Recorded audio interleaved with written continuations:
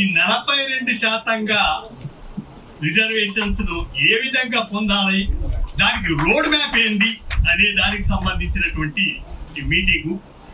దాన్ని మరి నిర్వహిస్తున్నటువంటి పెద్దలు సభాధ్యక్షులు చిరంజీవులు గారు, రిటైర్డ్ ఐఏఎస్ ఆఫీసర్ గారు, వారి చొరవతో ఈ కార్యక్రమాలు నడుస్తూ ఉన్నాయి.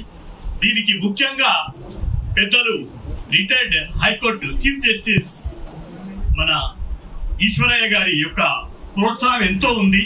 ఇంతకుముందు మనకు బాగా తెలిసింది, ఇంతవరకు ఏదో గవర్నమెంట్ చేసింది ఈ బిల్లులు అనుకున్నాం, లేకపోతే ఇంకెవరో చేసింది అనుకున్నారు. దానికి కర్త కర్మ క్రియ అంతా కూడా పెద్దలు ఈశ్వరయ్య గారని విషయము నాకు కొంత మేరకు తెలిసినప్పటికీ నాకందరికి ఇప్పుడు తెలిసింది. కాబట్టి వారు జాతీయ ఓబీసీ కమిషన్ అధ్యక్షులుగా ఉండి అనేక అపారమైనటువంటి అనుభవంతో ఈ చట్టాన్ని తయారు చేయడం అనేది జరిగింది. ఆ చట్టాన్ని ప్రవేశపెట్టడం జరిగింది. ఇక్కడ మనం ముందుగా గుర్తించుకోవాల్సిన రెండే కొన్ని కారు కూతలు బయట కూస్తా ఉన్నారు. ఆ వ్యక్తులకు రాజ్యాంగం పట్లనే గాని చట్టాల పట్లనే గాని ఎలాంటి అవగాహన లేకుండా అన్నిటిని అవహేళన చేయడం అనేది ఒక పదంగా పెట్టుకున్నారు. దాంట్లో ఏంటంటే మీరు జీవోలు పాస్ చేయలేదు అనేది, అది ఒక కామన్ సెన్స్ ఉన్న ప్రతి వాడికి తెలుసు. ఓ చట్టమే చేసిన తర్వాత జీవో ఎందుకు, దేనికోసం ఉంటుంది జీవో? ఆ విషయాన్ని మనము ఎండగట్టాల్సిన అవసరం ఉంది. కాబట్టి పెద్దలు మనకు ఈశ్వరయ్య గారే గాని మిగతా విల్సన్ గారే గాని అద్భుతంగా దానికి సంబంధించినటువంటి న్యాయ కోవిధులు దానిపైన చెప్పినారు. ఇక అన్నిటి యొక్క సారాంశం ఒకటి ఏంటి, చట్టాలు చేయబడ్డాయి ఇక్కడ రాష్ట్రంలో, కానీ 9th షెడ్యూల్ లోపల దాంట్లో చేర్చనీకి ఇక్కడ ఉన్నటువంటి మన యొక్క పార్లమెంట్ ఆమోదించుకోవాల్సిన అవసరం ఉంది. కాబట్టి ఇక్కడ ఉన్నటువంటి ఓబీసీ లేదా ఓబీసీ శ్రేష్ఠులకు సంబంధించినటువంటి మిగతా అసోసియేషన్స్ అన్ని కూడా ఐకమత్యమైనటువంటి ఉద్యమం చేయాల్సిన అత్యవసరం ఉంది అనేది మేము ఘంటాపదంగా చెప్తున్నాం. ఐకమత్యమైనటువంటి ఉద్యమం లేకపోతే ఇది ఎవరికి కారు కూకుతారు వారు కూర్చుకుంటూ దీన్ని నిర్వీర్యం చేయదలుచుకుంటే ఇది చాలా పరిణామాలు తీవ్రంగా ఉంటాయి అనేది ఈ సభ మీ ముందు కూస్తున్నటువంటి విషయం. ఇప్పుడు మన ముందున్నటువంటి కర్తవ్యం ఏంటి అంటే అన్ని సంఘాల వాళ్లకు మనం ఖచ్చితంగా మీరు ఒక్క గొడుగు మీదికి రండి. ఇక్కడ ఏ వర్గానికి సంబంధించినటువంటి వాళ్ళు ఇక్కడ ఉన్నారు, చిరంజీవులు గారు ఉన్నారు, ఆయనకి ఏ వర్గం అని చెప్తారబ్బా? ఆయన ఓబీసీ వర్గం, ఓబీసీ ఇంటలెక్చువల్ వర్గం. వారి దగ్గరికి వెళ్తే ఒకటే చెప్తారు, ఎవరి దగ్గరికైనా వస్తానా ఓబీసీలకు సంబంధించినటువంటి సమస్యలు ఏమన్నా ఉంటే చెప్పండి అని చెప్తా ఉంటారు. కాబట్టి ఆయనకి ఏ వర్గాన్ని పెడతావు మీరు? ఆయన కాంగ్రెసా, తెలుగుదేశమా, బీజేపీ ఏది లేదు కదా. ఆయన ఓబీసీ వర్గం, ఒరిజినల్ బీసీ వర్గం. సో అట్లాగే ఈశ్వరయ్య గారు ఉన్నారు, వారికి ఏ వర్గం ఉంటుంది? వారికి retired high court judge chief justice గారు, వారికి ఏ వర్గం ఉంటుంది? ఏ వర్గం లేదు. వారికి ఉన్నదల్లా ఇక్కడ ఉన్నటువంటి ఎస్సీ ఎస్టీ బీసీ వర్గం అంటున్నారు.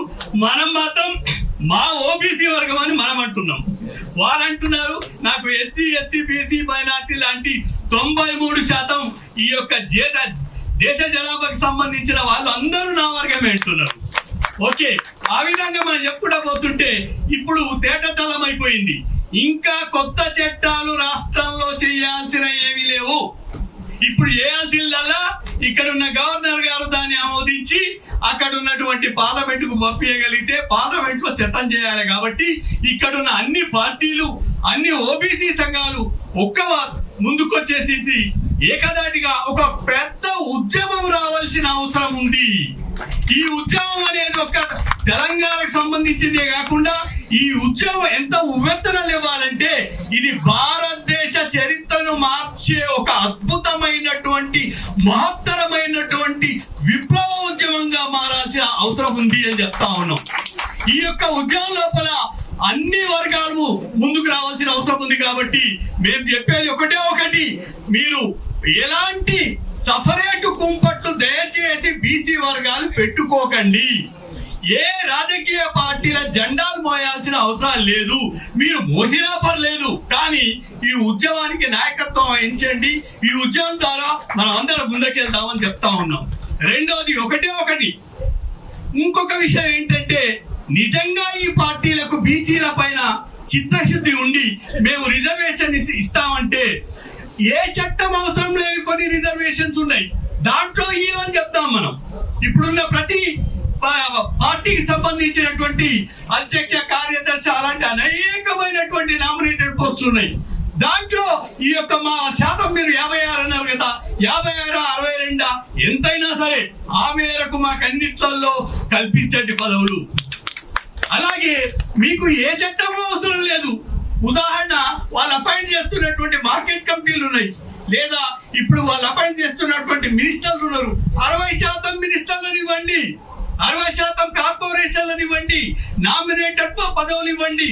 దాంతో పాటు మరీ ముఖ్యంగా మాకు సంబంధించినంత వరకు ఇప్పటి వరకు మన వాళ్ళు ఏమంటున్నారు, కొలీజియం ఏదైతే ఈ అడ్వకేట్స్ ఏదైతే న్యాయమూర్తులు ఉన్నారో ఈ యొక్క హైకోర్టులోనే గాని సుప్రీంకోర్టులోనే గాని మనకు సంబంధించినటువంటి న్యాయమూర్తులు ఓబీసీలు లేరు కాబట్టి ఏ చట్టాలైనా అక్కడికి వెళ్ళిన తర్వాత కొంత మేరకు సమీక్షకు లోనవుతున్నాయి లేదా కొట్టివేయబడుతున్నాయి.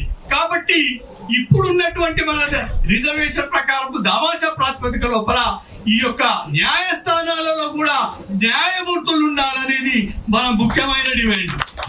అది కొలీజియంలలోనే కానీ, అలాగే ఇక్కడ ఉన్నటువంటి ఇంకొకటి ఏ చట్టం అవసరం లేదు, ఇంకొకటి ఉంది.